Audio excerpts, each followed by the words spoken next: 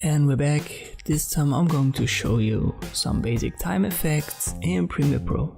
Let us start with some footage. You will find that via the description link below. I'll put it in my timeline, then right click, unlink it, and I'll get rid of the audio file as we don't need it. It's around 9 seconds long. We don't need the full clip. I'll cut it short.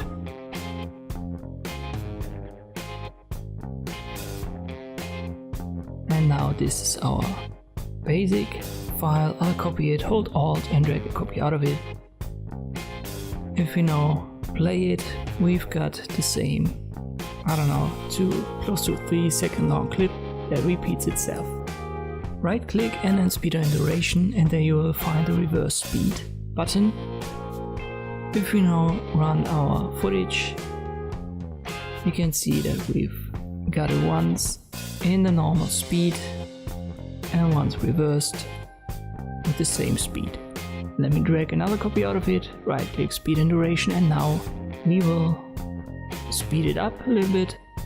Let's just make it twice the speed, and as you can see, it has already shortened the clip in the timeline, and now we've got twice the speed, so half the duration.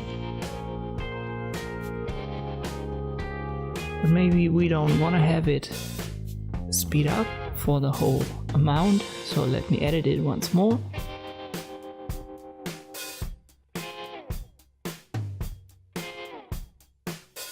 Then right click, once again speed and duration, and now we will change the speed from 200%, which was 2 times the original speed. 100% is our reference. We will go down to, let's say 25%. And it increases the size of our clip, and you can see the effect right here. It creates the slow motion.